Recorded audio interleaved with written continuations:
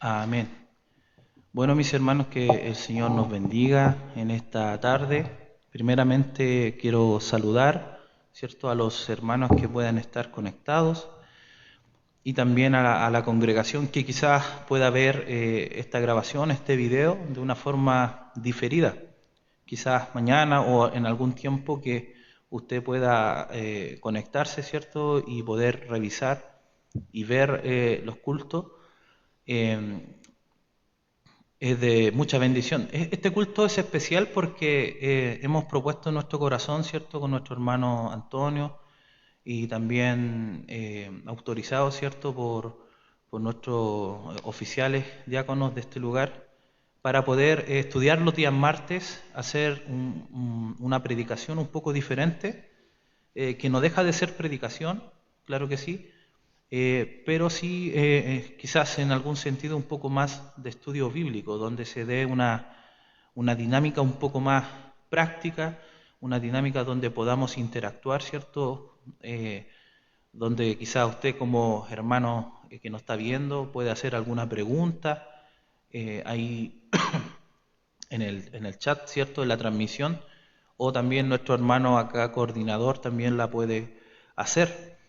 Hemos estado un poco ausentes los días martes, quizás hace 3, 4 martes que no nos juntábamos por motivos también de salud.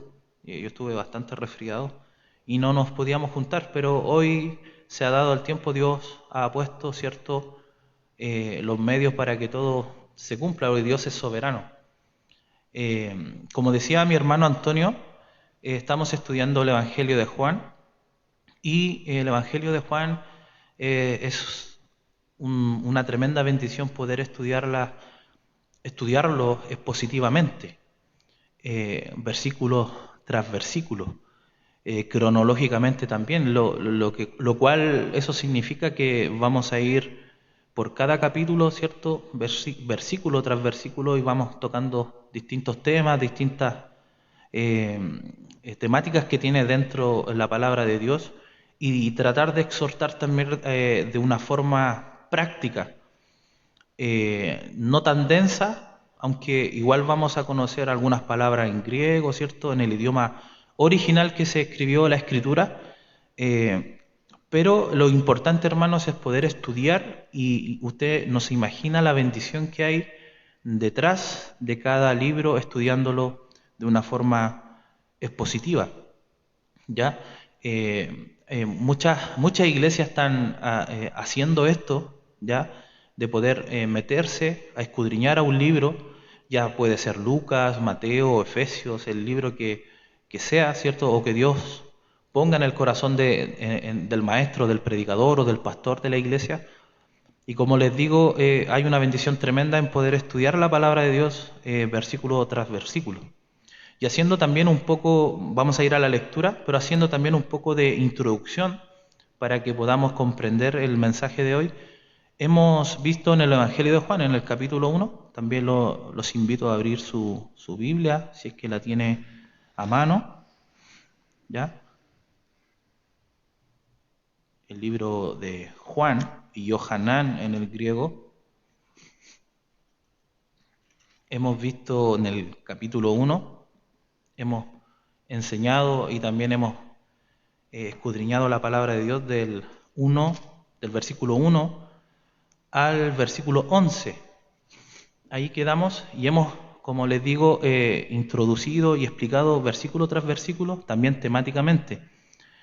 Y haciendo un poquito de resumen bastante rápido, en el versículo 1 vimos la eternidad y la preexistencia del Logos al lado del Padre. El Logos es Jesucristo.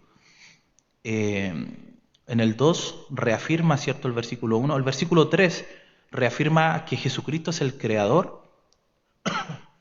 En el versículo 4 y 5 habla de dos conceptos, la vida y la luz, refiriéndose a nuestro Señor Jesucristo. También lo vimos en alguna clase pasada.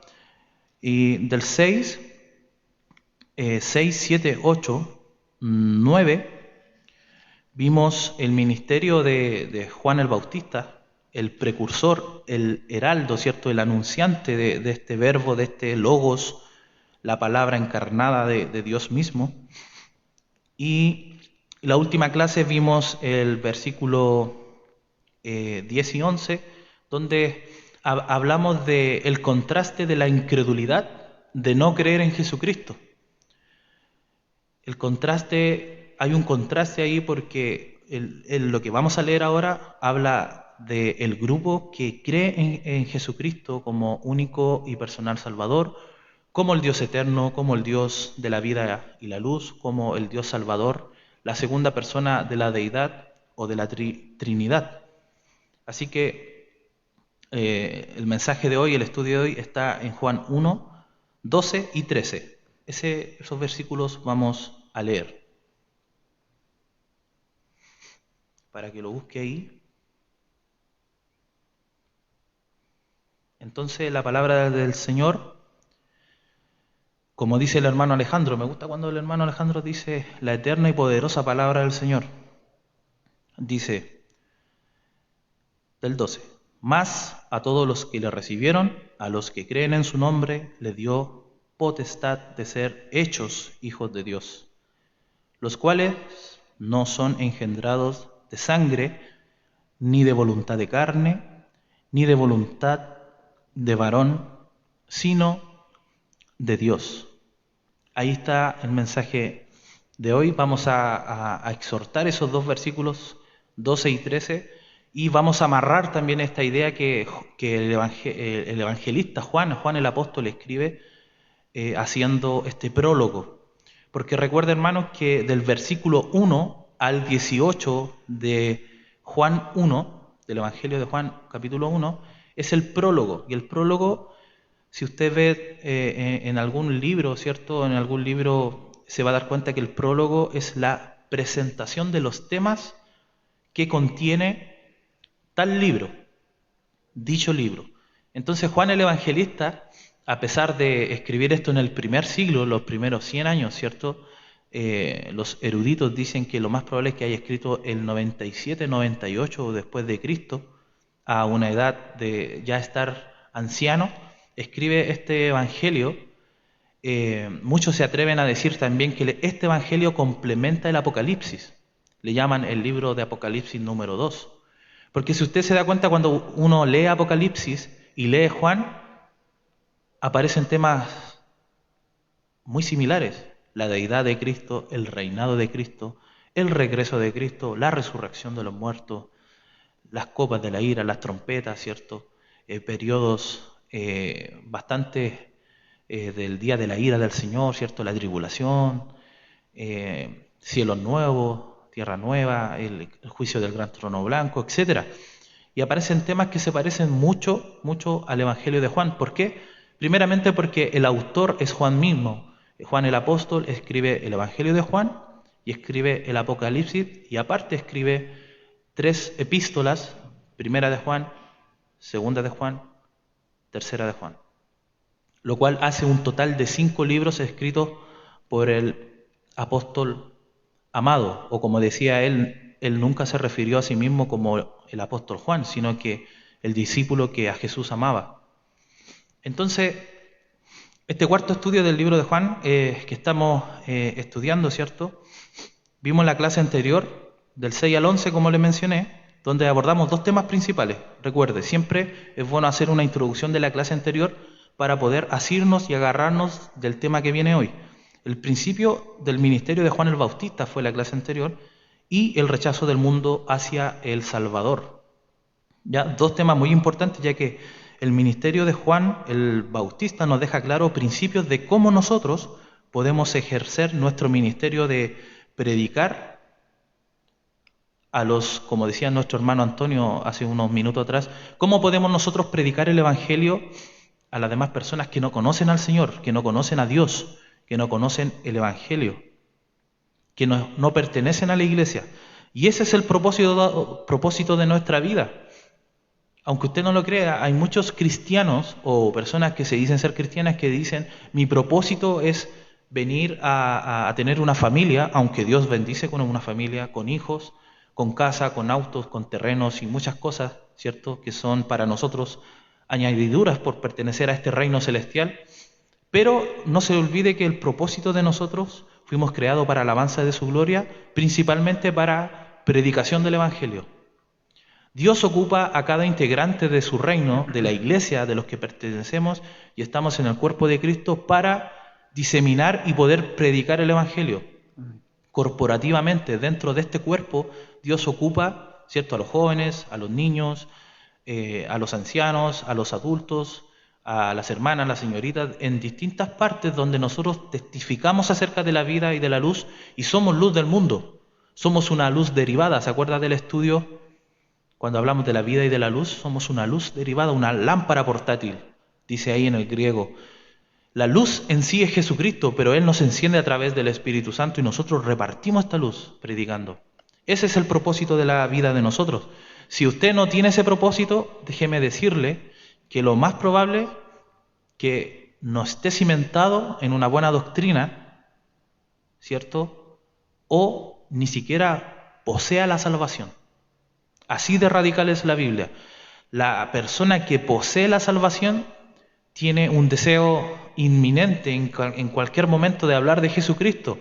Nuestra lengua no se puede callar, nuestra boca no puede callar. En cualquier momento, en la micro, en el trabajo, es algo que yo sé que muchos han experimentado y esa es una de las pruebas, de los frutos de que usted es un verdadero creyente y que tiene el Espíritu Santo. Entonces, el propósito de nuestra vida es que Dios haya dado a cada uno de nosotros la comisión de poder predicar el Evangelio. Y en segundo lugar, vimos también el rechazo del mundo, donde la gente rechaza la luz y la vida. Y no es solamente el concepto de que su pueblo lo rechazó, porque el 11 dice, a los suyos vino y los suyos no le recibieron. Y tenemos esta idea en la cabeza de que, Jesucristo vino a los judíos. Y no necesariamente es tan cerrado ese tema, sino que Jesucristo se acerca a lo suyo, a la creación. Gentiles, no gentiles, judíos, griegos. Y usted puede ver el rechazo de la luz, el rechazo de la vida. Y hasta el día de hoy usted predica y la gente rechaza la luz. Pero también muchos vienen al arrepentimiento, ¿cierto? Porque son personas que están predestinadas para la salvación. Y hoy nos vamos a centrar, ¿cierto?, en los versículos 13 y 12, donde vamos a ver los parámetros bíblicos que sacamos de la Biblia, ¿cierto?, para la salvación. Parámetros bíblicos, no parámetros de nosotros. No son ideas humanas, ideas carnales o de nuestra presunción de nuestro corazón, sino que ideas y estatutos y principios bíblicos. El versículo 12 dice: mas a todos los que le recibieron, a los que creen en su nombre, les dio potestad de ser hechos hijos de Dios. Más a todos, empieza. Esta frase es tan importante porque esta palabra más hace distinción de grupo con respecto al versículo anterior. En el griego es la palabra josos, más a todos, que significa querer separar algo selecto. Por eso que el versículo 12 empieza más a todos los que le recibieron, porque habla de un contraste, viene de una idea del versículo 11 del rechazo de la luz, el rechazo de Jesucristo, y ahora vamos a ver los parámetros para la salvación. Entonces, esto significa más a todos separar algo selecto, algo propio para Dios, más a todos los que le recibieron. Y aquí nos detenemos unos minutos para explicar una verdad bastante importante. Porque aquí doctrinalmente hay una confusión tremenda que se ha llevado por años, históricamente. Nosotros al tratar el tema de más a todos los que le recibieron, pensamos en nuestra mente de que tenemos la capacidad de recibir a Dios. Y ese es el primer error que cometemos como cristianos. Yo me acuerdo cuando era niño, y no tan niño, quizás 12, 13 años, le pregunté una vez a un hermano, y quizás pueden sonar fuertes declaraciones, pero yo le pregunté en la salvación. Yo estaba conociendo la Biblia, ¿cierto? Llevaba un par de años leyendo la Biblia y le pregunté a este hermano, ¿en la salvación nosotros hacemos algo para poder salvarnos? Y el hermano me dice, sí, Jesucristo en la cruz hizo el 50% y nosotros hacemos el otro 50% y complementamos la salvación.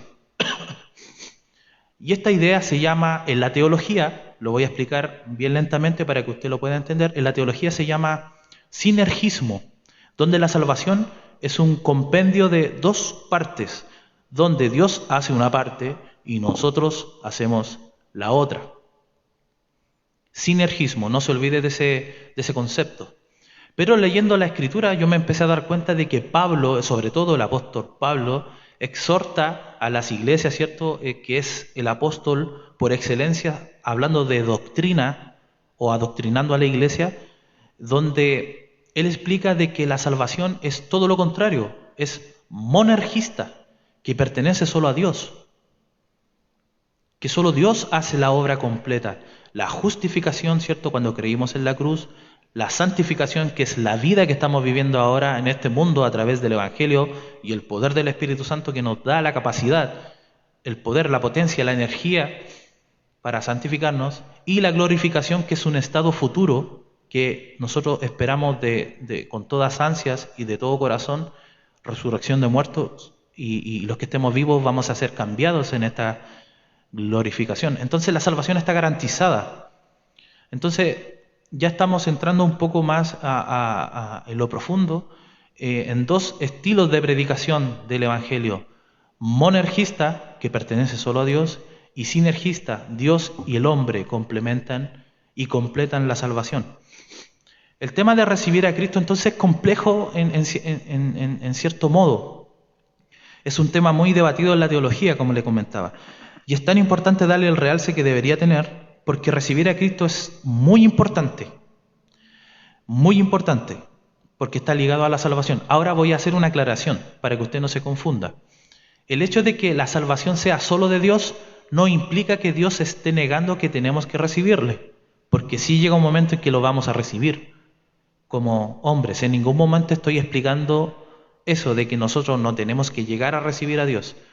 Pero más adelante, al transcurrir el estudio, usted se va a dar cuenta que Dios hace algo en nosotros para que nosotros podamos ser receptivos a la salvación. Porque estábamos muertos en delitos y pecados. Romanos 3 dice que no hay ninguno justo, ninguno bueno, que nadie busca a Dios. El ser humano, cuando nace, hombre, mujer, quien sea, nace de espalda a Dios. Por este germen del pecado, ¿cierto? Nacemos con rebeldía en nuestro corazón hacia este Dios que nos creó, por el pecado que entró por Adán y Eva. Pero la Biblia dice que la justificación, ¿cierto?, la santificación, la glorificación, la salvación completa viene a través de Jesucristo.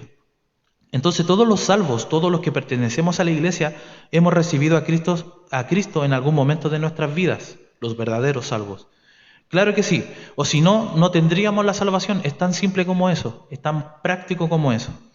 Pero la clave está en que nosotros no podemos recibir el eterno don de Dios, la dádiva divina que habla Pablo, si Dios no hace algo primero en nosotros. Eso es lo más importante, ya que somos seres caídos y no podemos adquirirlo por nuestros esfuerzos o por nuestra justicia personal o mérito humano. Nada de esto. En la Biblia no sale nada que pueda justificar al pecador, excepto la cruz de Cristo. Amén. Me cuelgo de una frase de un gran teólogo contemporáneo, que antes de que Dios dijera, porque Dios sabía que Adán y Eva iban a caer, aunque usted no lo crea, y lo permitió para demostrar su gloria y la salvación. Pero antes de que Dios dijera, sea la luz, Dios dijo, sea la cruz, porque la salvación viene de la eternidad, desde la eternidad. Entonces podemos decir, ¿por qué el ser humano tiene que recibir la salvación? ¿Por qué estamos en este estado de caída, ¿cierto? Una caída espiritual, una caída moral. ¿Por qué recibimos la salvación? Y la Biblia lo responde, porque es algo únicamente que glorifica a Dios, y Dios se da gloria a sí mismo al salvar a pecadores caídos en desgracia, destinados a la condenación eterna, porque Dios en su naturaleza es un Salvador eterno, y la forma de demostrar este atributo fue permitir al pecado que entrara en el universo, ¿cierto?, en la humanidad, para un día enviar a su Hijo Jesucristo a morir en una cruz y complementar esta historia de la redención. Somos salvos por gracia de Dios, por medio de la fe de Dios, lo cual produce en nosotros hacer obras de Dios, porque todo es para Dios. Si se da cuenta, Efesios 2:10, ¿cierto? Las obras de Dios fueron preparadas de antemano, desde la fundación del mundo, para que anduviésemos en ellas. O sea, ni siquiera la obra de yo bendecir a un hermano, meterme la mano al bolsillo, es mía, sino que Dios actuando en mí. Entonces, Pablo escribe en su epístola, ¿y dónde está la jactancia? ¿De qué me puedo jactar yo como cristiano? Si todas las obras vienen de Dios, todo pertenece a Dios, ¿cierto? Dios nos da la salvación y hace que podamos recibir este don maravilloso por intermedio de la obra del Espíritu Santo. Juan 6:44 dice, nadie puede venir a mí si no lo trae el Padre que me envió. Vamos a poner el primer principio. Todas las personas que vienen a esta salvación es permitido por el Padre. O sea, hay una obra sobrenatural del Padre, pensada, ¿cierto? Porque, ¿se acuerda cuando vimos, cuando repasamos en un par de clases anteriores, vimos que Dios crea al ser humano a imagen y semejanza de Dios y pudimos definir de que el Padre es como el cerebro de esto. El Padre es el pensador, el filósofo de la salvación.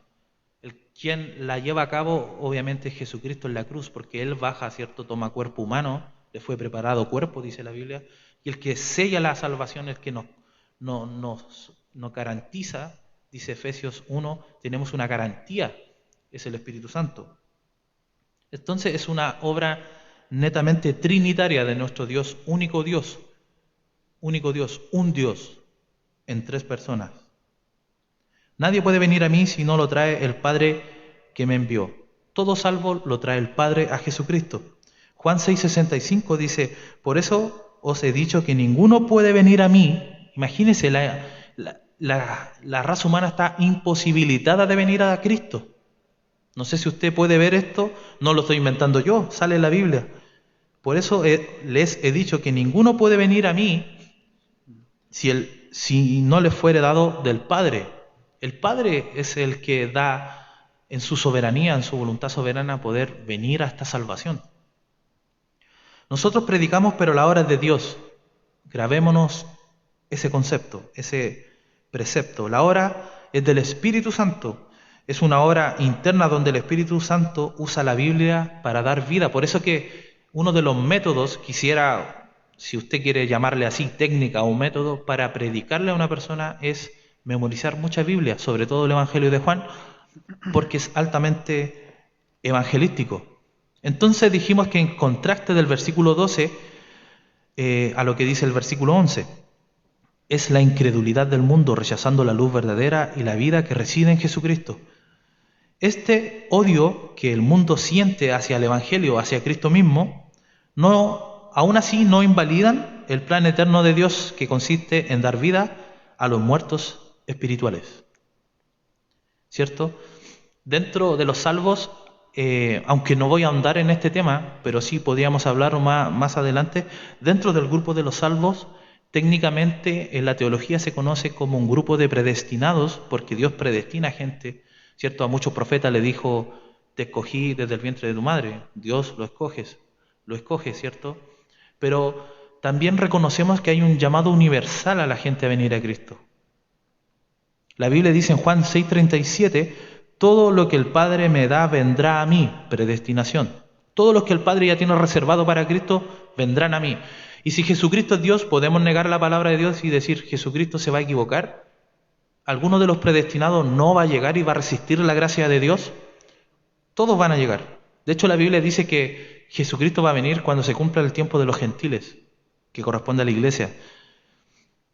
El primer salvo que entra al cuerpo de Cristo, desde el primero que entró en el Antiguo Testamento hasta el último que se salve antes del rapto, entra por la misma condición, por fe en el sacrificio de Jesucristo.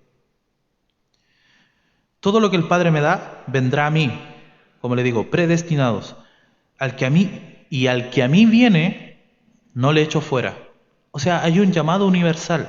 El tema está en que la predestinación y responsabilidad humana, Dios no nos ha dado el punto de inflexión, el punto de conexión donde podemos decir, yo soy predestinado a salvación y la otra persona no la conozco, no sé si es predestinada. Pero aquí la Biblia nos habla de estas dos realidades.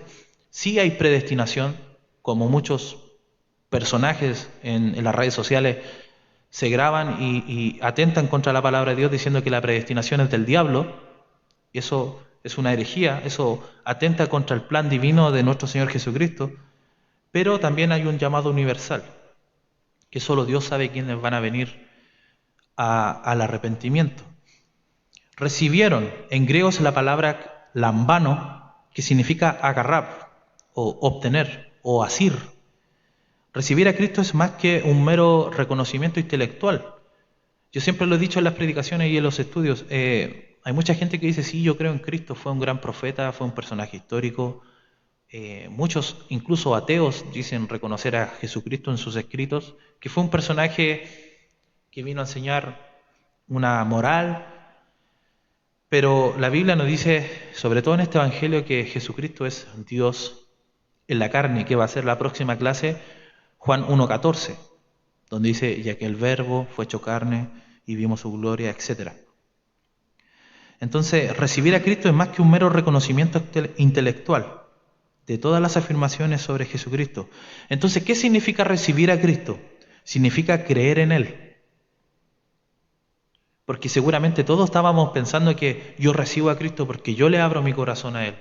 Y lo quiero recibir, lo quiero abrazar. Aunque suena bonito, pero la Biblia nos dice en el griego qué significa recibir. Significa creer en Él y creer en su nombre. Y recuerde que esto también lo expliqué. El creer en el nombre de un judío en esos tiempos era creer en la esencia de la persona. Creer en sus oficios. Creer que venía de la línea sacerdotal, ¿cierto?, de la línea de David, de la línea por José y por María, ¿cierto? Por Salomón y por Natán. Entonces Jesucristo tenía todas las credenciales para poder reunir de que Él era el Hijo de Dios, el Mesías prometido a este pueblo y al mundo entero. Entonces, recibir a Jesucristo significa creer en Él, creer en su obra, recibirlo y aceptar todo lo que Cristo es. Jesucristo es Dios.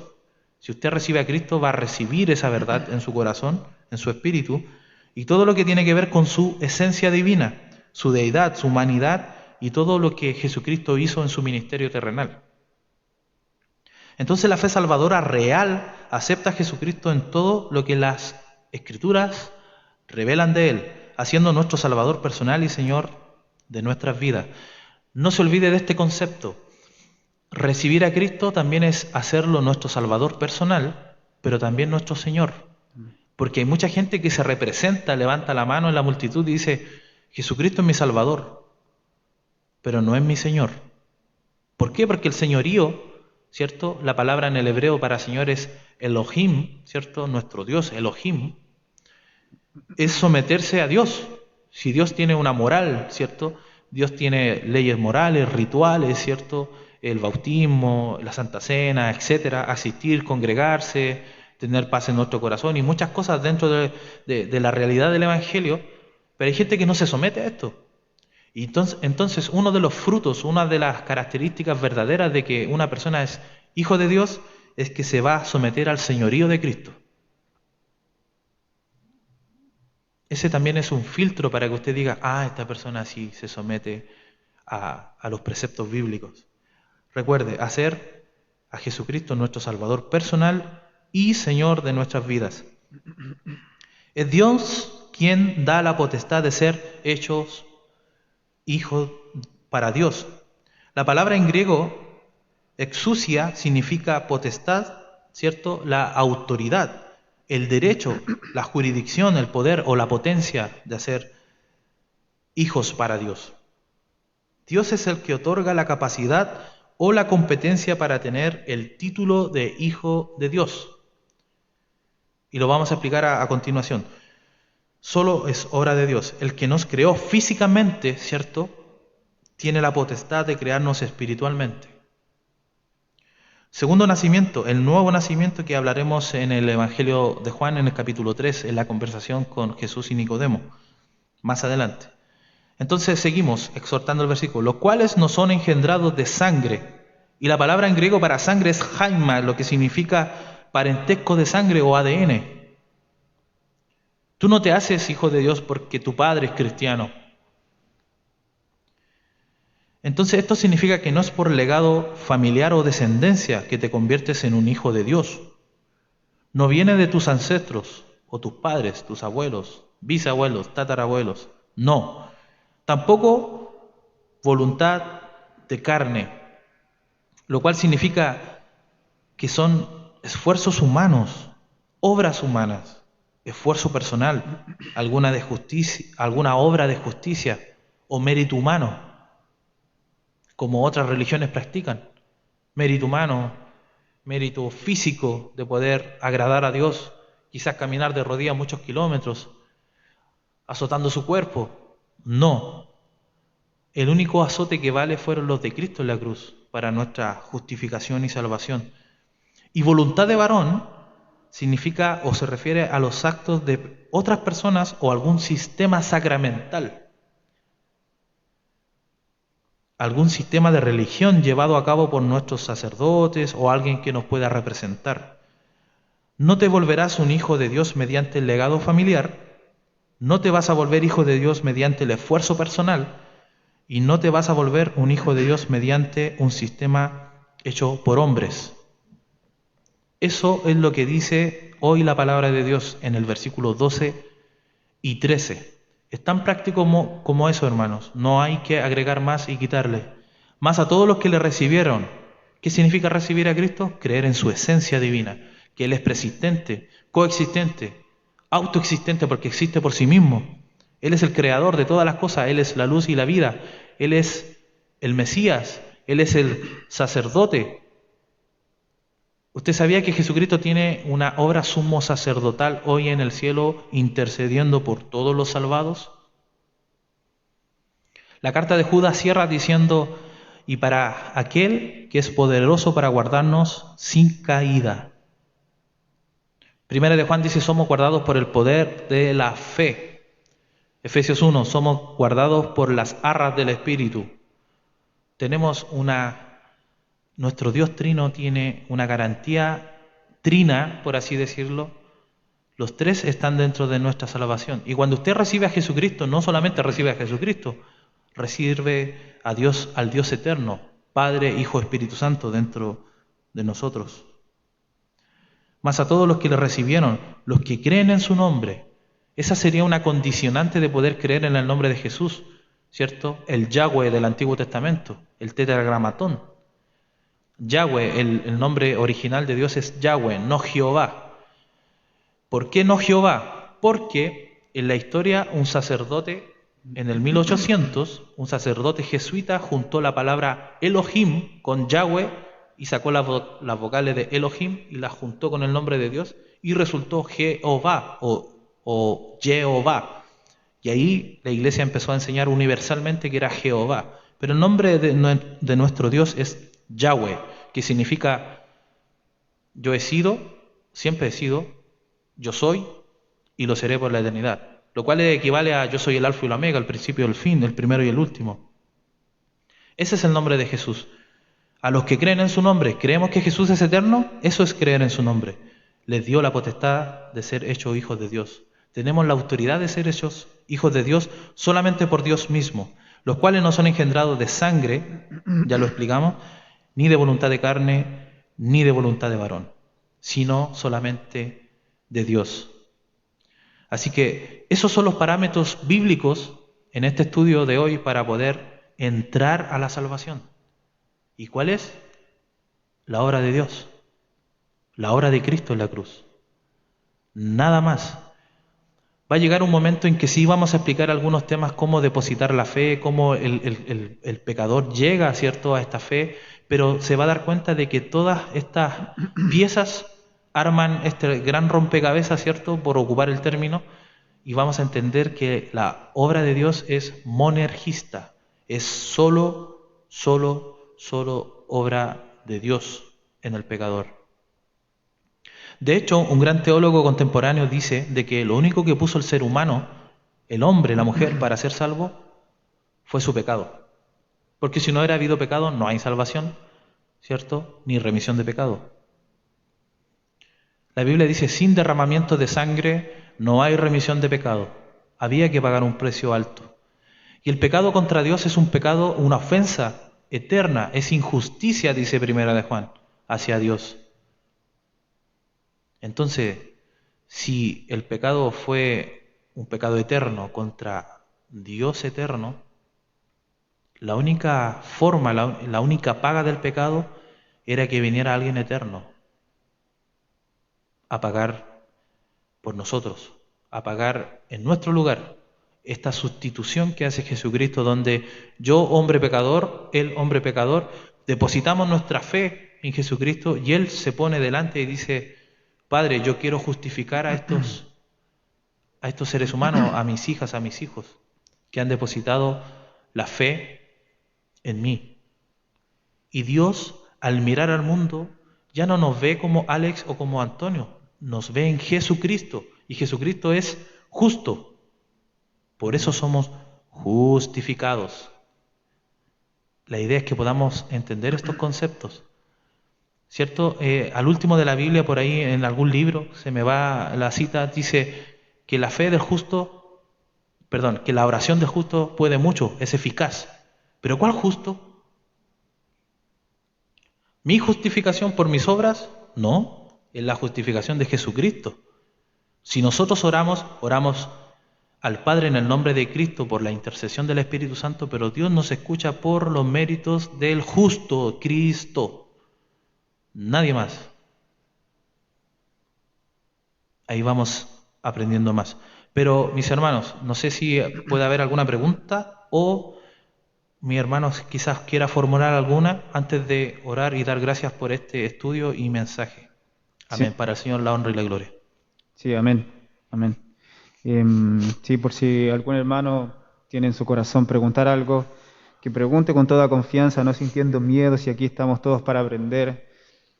Vamos a seguir aprendiendo el Evangelio de nuestro Señor por toda la vida y la eternidad.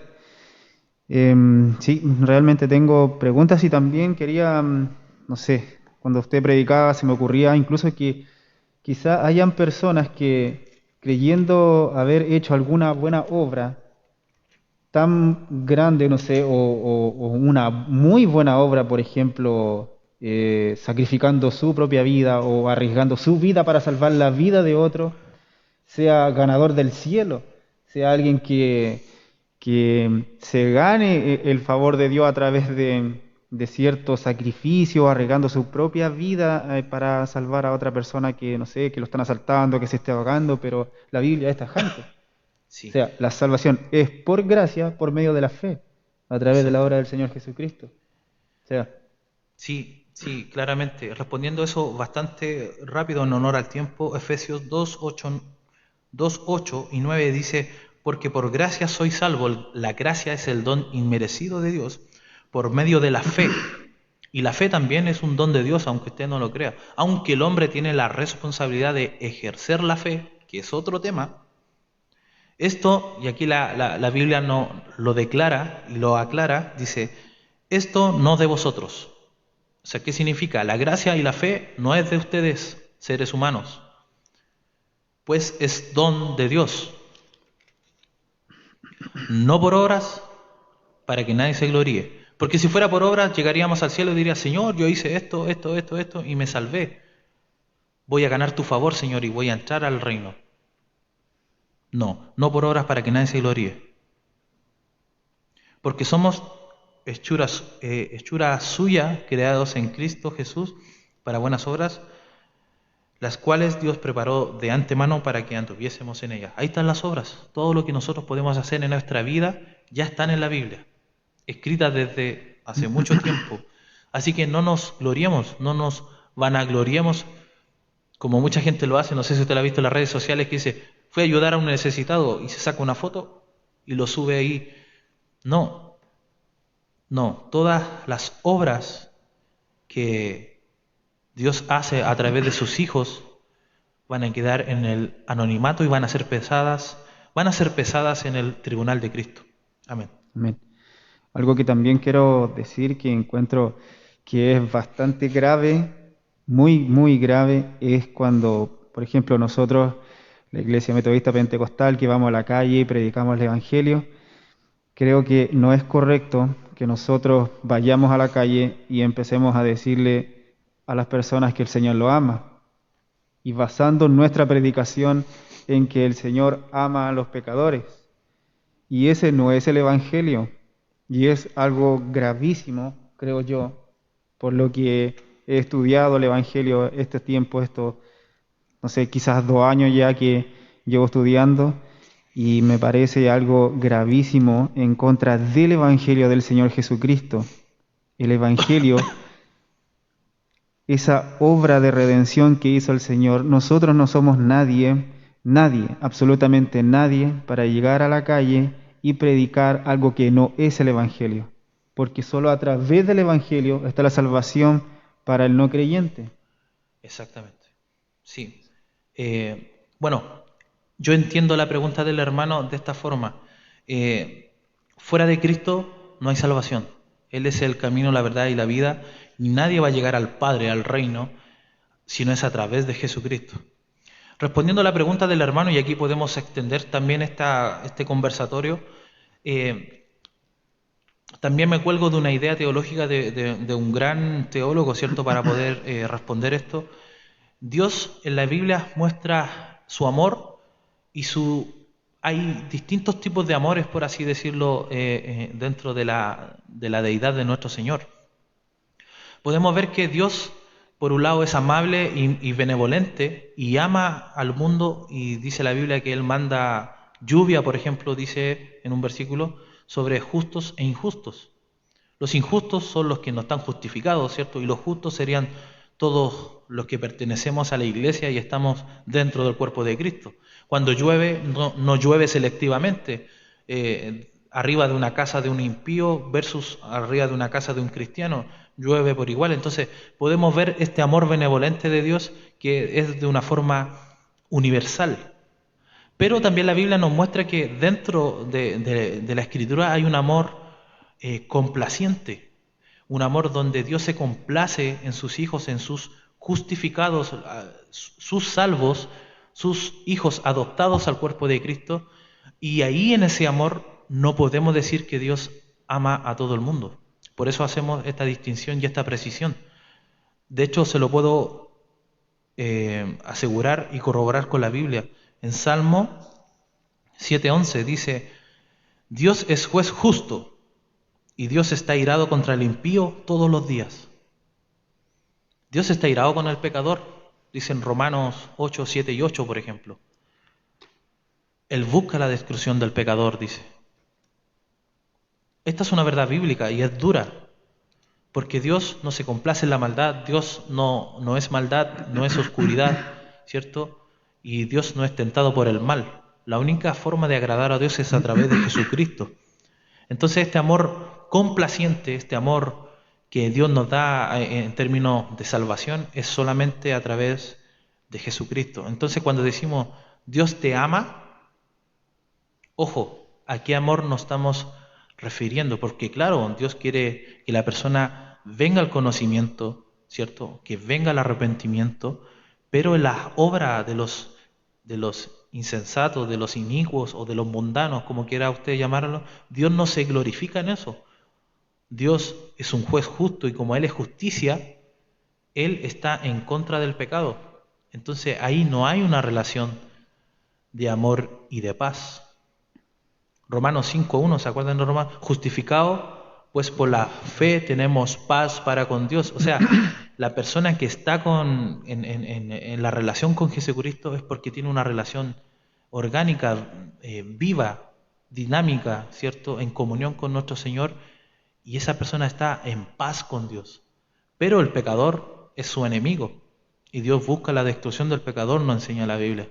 Entonces, aquí hacemos un poco de precisión para poder responder esa pregunta. El Salmo 5:5 también dice: los que se ensalzan no estarán delante de tus ojos, aborreces a todos los que hacen iniquidad. Exactamente.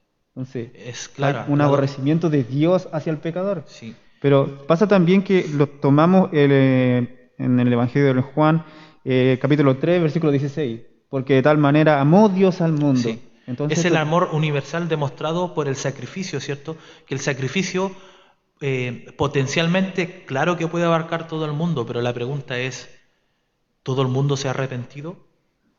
Cuando Jesucristo vino había gente en el infierno y Claramente que sí. Entonces, sí hay un amor que en este caso sería una condición, ¿cierto? Que es el amor de Dios que Dios da como don, ¿cierto? Por su amor, Él da la gracia, la fe para sus predestinados, sus hijos, la iglesia, para que podamos creer en Él.